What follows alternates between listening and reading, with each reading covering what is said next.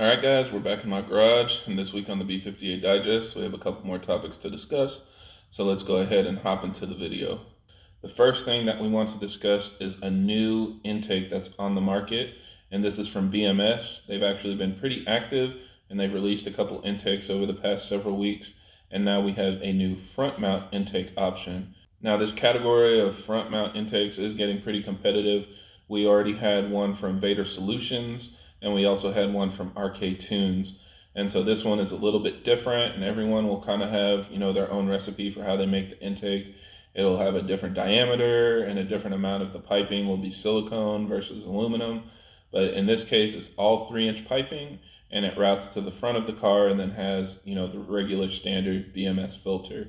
Now they're offering it with a couple options, so you can pick what color filter you want to use, but you can also add in their turbo inlet, which they already had available on the market. So if you want to combine it with this intake and basically make it all metal piping all the way to the turbo inlet, you can do that as well. But keep in mind that inlet only works with the stock intake. So if you have like an aftermarket hybrid, like a Pure 800 or a Flomax, those inlets are larger. And so in those cases, you can just skip the BMS inlet because the silicone adapter that came with your turbo will be the only thing that will fit on your turbo. Now, these intakes do have a lot of pros, especially if you're looking for an aftermarket intake. It should be pretty loud because it's mounted right in the front grille area. So this won't be like the intakes that are mounted under the hood and you might struggle to hear them, especially if it's like in an enclosed box. With this being an open filter and mounted right in the grille, it'll be one of the louder options. People also like it because it's mounted right in the grille and you can see it from outside of the car, so it looks kind of aggressive. But one thing I do want to mention is I don't see it being a significant improvement in performance over any other intake that's on the market. I know a lot of people think that mounting it in the grille will kind of create this ram air effect, but that already is a high pressure zone, and that's already the area where your stock intake is pulling from. So any intake that uses, the factory ducting is going to be pulling cool air from the front of the car anyway. So it shouldn't really drop IATs, it shouldn't really increase airflow. None of that really should be a factor. But everybody that's using these front mount intakes enjoys it, and I don't see the BMS one being any different. Also, a lot of people are concerned about rain, and I haven't seen any issues with front mount intakes in the rain. As long as you are not driving physically through standing water, that shouldn't be an issue. When you're driving through the rain anyway, again, it's going into your front grille area and it's being sucked into your intake. So there's nothing there that I would say would cause an issue. But, if that's something that you're still worried about, then of course you can avoid this and go with one of their underhood options. This is another option that will hopefully help keep the pricing competitive, so I'll post a link down in the description if you want to go take a look. Also, I should mention that this is only for F-Series, so M140i, M240i, 340i, and 440. In the future, they might make them for the G-Series, but you'll just kind of have to keep an eye out for that. Now, next, we've got more updates from Body, and this guy has really been, doing a lot of work the past couple weeks. We talked about his Supra setting some new records, and now it is the world's fastest Supra in the quarter mile. But of course, this car has gone through a lot of different changes over this past year. It actually blew earlier this year during TX2K, and they've done a lot of work to get it back running and kind of optimize the setup in preparation for next year's TX2K.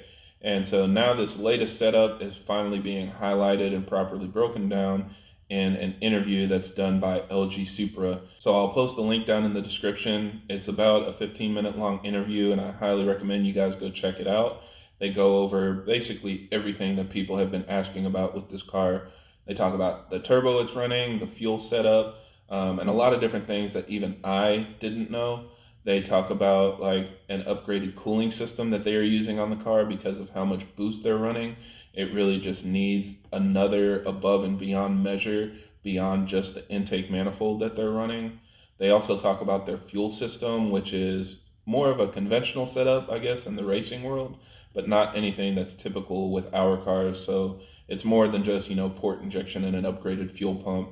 So I thought that this was really interesting, and they also clarified a few things about the engine build. So yeah, I don't want to tell too much about it in this video.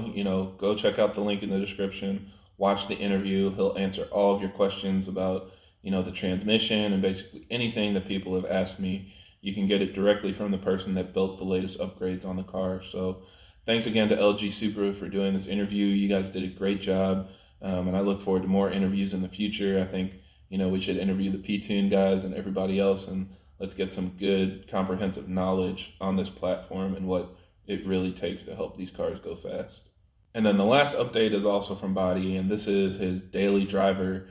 So a few of you noticed that he bought an M340i, and he got this car moving very quickly. It was running mid-tens on stock turbo before you knew it, and now he's upgraded the turbo and continued dialing it in.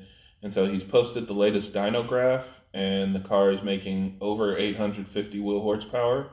So a very stout running car. Unfortunately, it's rear-wheel drive, so he doesn't actually plan on bringing it to the track. And he said on the street, it's actually spinning through fifth gear, so he's struggling even to get a draggy run. So we don't have any actual performance numbers from it, but you can see the setup. It's running a big boost turbo with a precision 6466. It also has port injection running off of a reflex controller. It has an upgraded pure transmission, and then it's on E70 fuel. But other than that, I mean, the car obviously is a sleeper. It looks completely stock from the outside. Even with the engine cover on, you can't really tell what's going on in there, I'm sure. It doesn't have an upgraded intake manifold or anything. I'm sure if you pay attention, the big boost kit stands out with, the external wastegate. But still, just from the outside, I think it's pretty cool that this car looks relatively stock. This also is another testament to how strong the B58 engine is.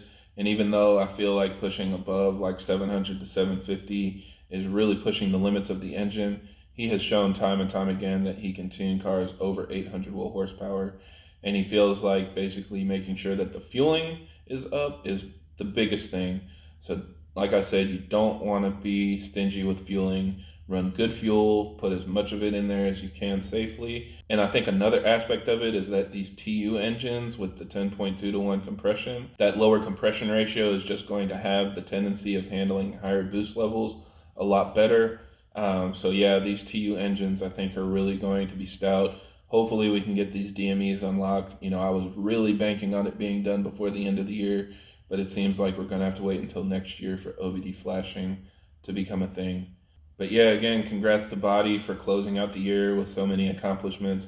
He's really helping, set the bar for the B58 community. I can't wait to see what we do next year. So those are all the updates for this week. Again, thank you for watching and thanks for all of your support. I hope this video helps. And if you have any other questions or comments, leave them down below.